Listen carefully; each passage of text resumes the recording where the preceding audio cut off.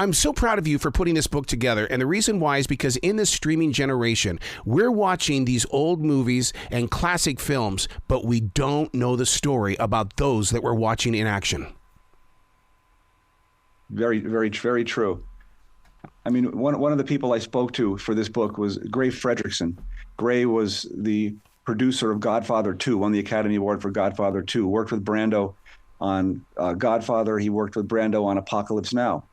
And Gray had retired to Oklahoma City, where he started a film program at the local college and became the lecturer there and got the kids working in film. And I said, what is it like? What was it like when you tell these kids that you worked with Marlon Brando and knew Marlon Brando? It's like, they've never heard of him. Oh, no. He said, maybe a third of them knew of The Godfather. And that's where we're at. If anything before the beginning of this century seems to be, ancient history to kids. Man. See, I'm that freak that'll get home and make sure that I'm watching old episodes of Johnny Carson because I want to see someone like a Marlon Brando on there when they were a young person. And then you sit there and you just love the idea of what they became. Yeah, exactly. Wow. And you see what Brando became. He revolutionized much more than acting. That was what the book was all about. When the movie Missouri Breaks was being filmed in Montana, I lived in Billings, and his trailer was at the War Bonnet Inn over there by the highway I-90. And I'll tell you what, he brought even without even seeing him, it just brought so much energy to that moment. Oh, I can imagine. And he brought so much, weird energy to that film, which was showed up in drag for no talk about that. Was being a rebel his greatest role? I think, it's funny, looking back at his life, from the time he was in military school as a teenager, I referred to him as a rebel in search of a cause. Ooh. He really always wanted to do something that mattered. When it came to making a play or a film, he only wanted to do something that mattered. And he spent his life searching for that. Activism meant so much more to him than acting did. In the mid-1940s, he was offered a role in a Eugene O'Neill play called The Iceman Cometh, one of the greatest works, in literature. Yeah, he read the play, fell asleep reading the first act, didn't want to do it. He said, it's boring. Instead, he took a role in what was known as a propaganda play called A Flag is Born. And it was financed by a group called the American League for a Free Palestine. And this was a group that was raising money to get displaced Jews in Europe who had been displaced during World War II and bring them in boats to Palestine, where they were creating this new state called Israel. Now, the British at the time ran the Palestinian region, and they were stopping these boats from coming. Wow. So this group was also raising money for a group called the Irgun, which was a militant, some call it terrorist group, that was run by Menachem Begin, who later became the Israeli prime minister. Brando was the star of that play. When he left that play, instead of taking a role on Broadway, he went on the road and on speaking tours to synagogues around the country to raise money for this. And he basically helped create the state of Israel, which is amazing when you think of that. Wow. Also, on this tour, he, for the first time, went into the Deep South, and he got to see racism firsthand. And he realized that he wanted to do something about that. So he really dedicated the rest of his life to activism more than he did acting.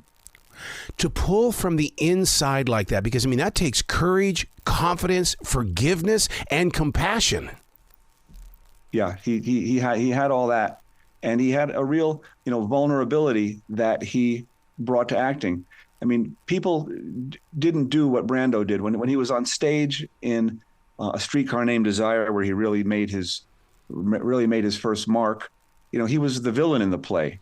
Yet he was so powerful and sexy and good and different that the audience sided with him. And the director, Elia Kazan, said, I wasn't sure what to do because I couldn't tell him to act worse.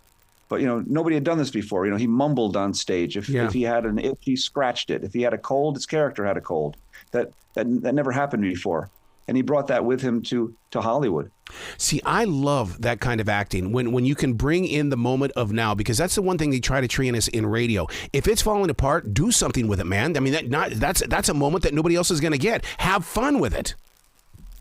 Yeah, that's another thing. Brando was criticized, and it became a big deal after he died, where the revelation that he used cue cards on set. Yeah. In scenes in The Godfather, they have a picture of Robert Duvall with basically a poster board on his chest with all of Brando's lines on it. In On the Waterfront, when he's got that scene in the back of the taxi where he's saying, "I could have been a contender." You see him looking up, and just because he's got the words written on the roof.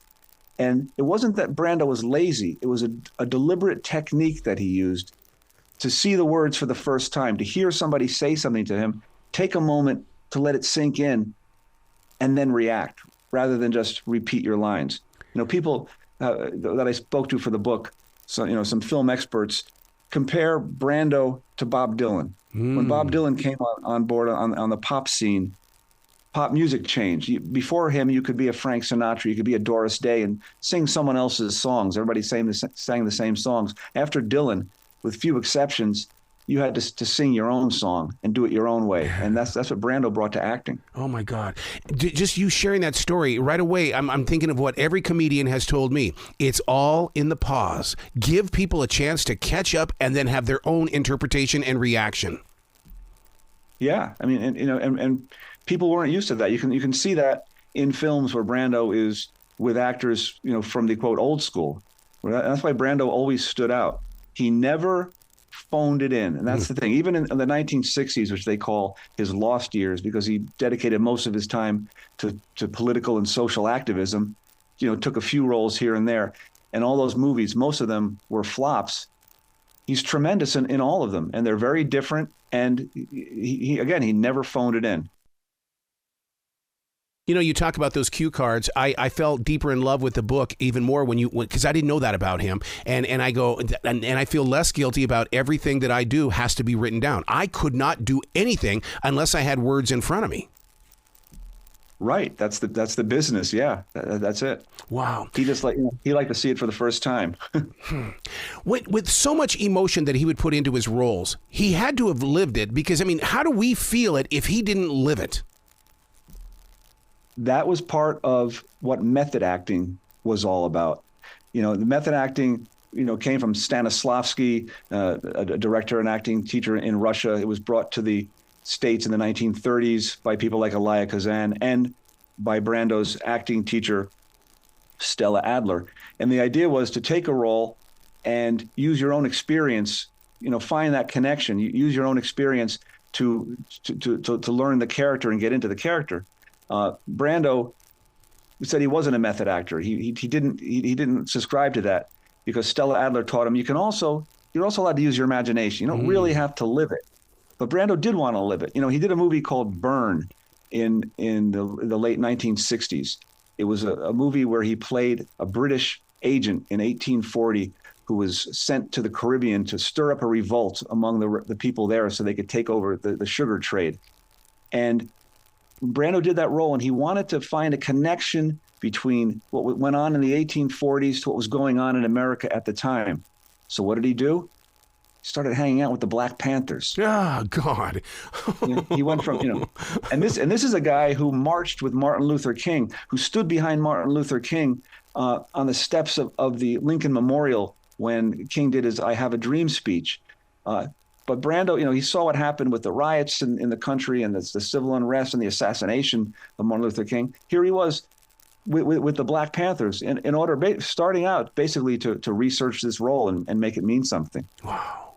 Doesn't this prove that you don't have to be the loudest in the crowd to be the greatest supporter? Well, yeah. And when you have, the talent that Brando does, you don't have to make much noise at all. The other interesting thing about Brando, again, is how little acting meant to him. I think it came so easy. He figured everybody acts. We're all actors. We act all the time. We lie all the time. Uh-huh. As a matter of fact, I believe that's what he called his. He gave an acting class at the end, and it was something about lying, because that's what he felt acting was. And it came so easy to him that he figured he would use it for a cause. It's funny. I looked up on IMDb, the movie website. Robert De Niro is 80 years old now. That's the age that Brando was when he died. De Niro's got 135 acting credits and still counting. Brando had 48. And that accounts some video games that were made after his death. And they were making more movies back then. And Brando just, he took what he wanted basically to finance his causes or, finance his divorces or whatever. Wow. The thing that really shocks me the most about Marlon Brando, and because I always like to play the game, what if Marlon was with us today? How would he run the social media networks? Would he participate with it, or would he still be on that island saying, leave me the hell alone? He would play around with it.